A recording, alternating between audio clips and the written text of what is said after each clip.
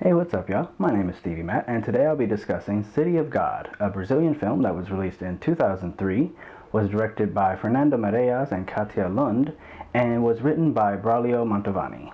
This is a special video as a birthday gift, a request from a friend of mine whose constant love and support was one of the major pushes for me even starting this channel. So Tito, this one is for you, buddy. Happy birthday. Love you so much. And welcome to It's Not That Deep.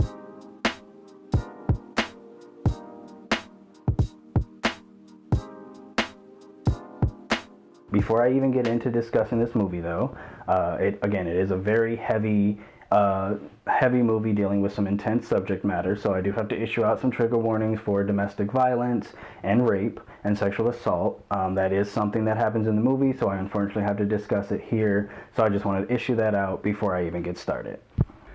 This was one hell of a movie.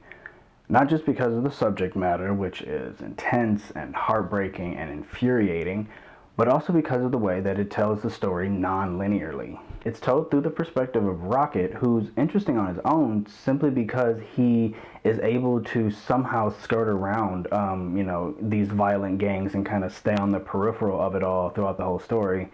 Because that's what the heart of this movie is really about, is how inescapable it all really is. Even Knockout Ned gets dragged into this despite being, for peace and love and all that, simply because he is the target of Lil Z's jealousy. But most of the movie has us bouncing around the numerous stories of the numerous characters that we encounter, most of them narrated by Rocket himself, who ends up being, in the canon of the story, a news reporter himself. So that's a clever little touch to have him narrating it that way. So the movie starts with the story of the Tender Trio, which is this movie's first gang of hoods, which is what they're called in the movie. And the first thing that I noticed about them is that they had a really strong Robin Hood energy to them, right? So they rob we see them rob this gas truck, and the first thing they do once they overtake the truck is shout out to the city and say, hey, anybody needs some gas? And everybody runs in and just kind of grabs the gas that they need. The money that they steal, they were playing soccer. We see them playing soccer with kids before the truck comes in, and they go back to that soccer field and just sort of throw the stolen money into the air for the other kids to sort of grab at, and they're just giving it away. And then specifically, we see Goose, who is Rocket's older brother, hand him some money to bring home to his dad, but he says, don't tell him it's from me, because his dad doesn't like the trouble. So there's a benevolence to them, even though this is also where we meet Lil Dice for the first time, who will eventually grow up to become Lil Z, who is the antagonist of the movie. And even at this young age, he's already prone to violence, even though he wants to be part of the Tender Trio, and they're very explicitly non-violent. And in this section, it establishes right from the jump that the police are not only useless, but corrupt themselves. They get the wrong kid when they're hunting down the trio. They get them, and they run right past Clipper, who was involved, and they shoot down this poor innocent kid, and they just choose to frame him for the holdup instead of doing anything responsible. Really, they should have just taken him in instead of shooting him down. So you have that, and then they also, in the narration, Rocket explains how the state has basically just cast aside this entire city. It's basically just set aside. It's where they pushed all the poor people out of the main city so that they could build up the tourist paradise of Rio de Janeiro and places like that. And then so this place just has absolutely no resources, no electricity, none of that. It's basically just been left to become a no man's land. And that's an important way to start, because it sets the foundation of all this violence as not just an unfortunate reality of a city full of inherently barbaric people. The city is riddled with violence not because these people are uncivilized or savage or barbaric or whatever, but because they're being deprived of resources on a systemic level. But the whole movie is structured like that, where we constantly get these breakaway stories as we encounter characters. And one thing that I really like is that sometimes Rocket will be like, but it's not quite time for their story just yet. So when we meet Shorty, but we'll learn about Shorty in a minute, and with Knockout Ned, but it's not quite time for Knockout Ned's story yet. I really like that. So we meet Shorty as sort of just a local snitch. He is all too willing to rat the trio out to the cops, even as we see that the rest of the community is not. And then it turns out that he is this disgusting anti-black abuser who ends up murdering his own wife after she has an affair with Rocket's older brother. And Knockout Ned, of course, we meet on the bus with Rocket and his friend, and he's just sort of this cool dude. He lets them on the bus for free, and he kind of just, chats with them a bit about his own life. And that's where we get the, oh, but it's not Knockout Ned's story just yet. And then later we see how he gets dragged into this just flat out war with Lil Z's gang. And what this does, it gives the story a very broad scope, giving the audience a intimate familiarity with these characters, building a relationship with these characters, so that when they do meet their grisly deaths, it has the appropriate impact. They're more than just nameless thugs, they're more than just nameless corpses on the street. These are real people with real stories of how they ended up getting dragged into all of this violence. Even the apartment that Lil Z confiscates from Blackie has a story of its own that's also riddled with violence. Everything has a story here.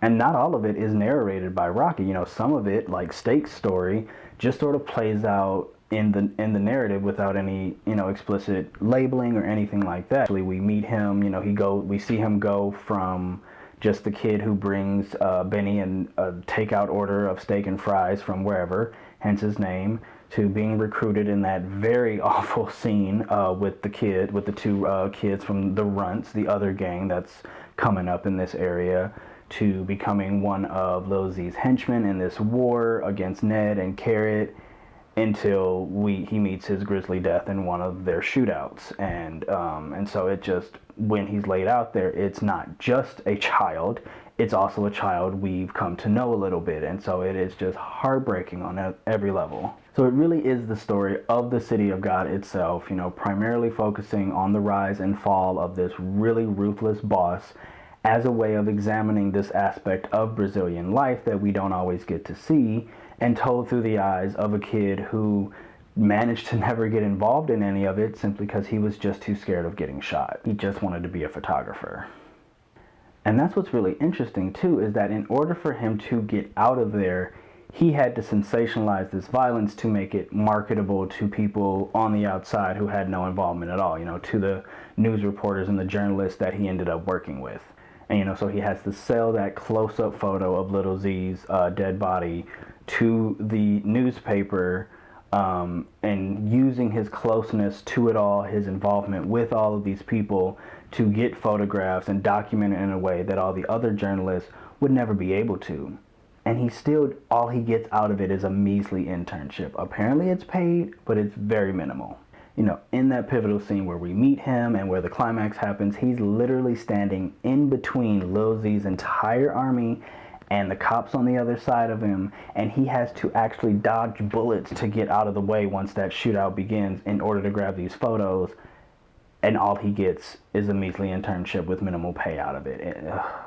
And there's a very important detail there too, is that he gets photos of the corrupt cop that does dealings with Z right before he gets shot, and so he has evidence to show that the cops are corrupt and playing a part in this, but he can't do anything with them because, that would put his life in even greater danger than he thought the photo of Z would. So again, like they do in the beginning, here at the end, they bring that back, showing how the cops are corrupt themselves. They're not just standing on the side being useless as the city collapses on itself. They're also directly involved in perpetuating this violence. We see that it turns out that the cops are the ones bringing in the guns themselves. And in that shootout, the cops actually drive off, and it's Ned's army that comes in, and that's who the shootout really happens between, because the cops drive off saying to themselves, oh, just let them kill each other.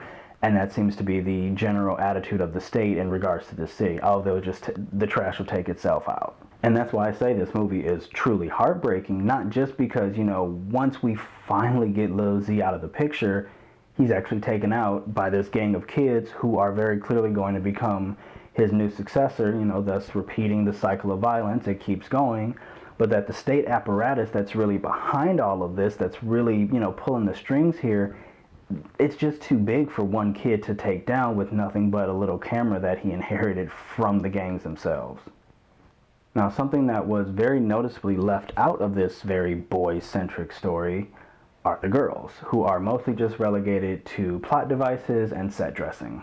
So again, reiterating that trigger warning from earlier, this is the section where I do have to talk about a lot of gendered violence, specifically domestic and sexual violence.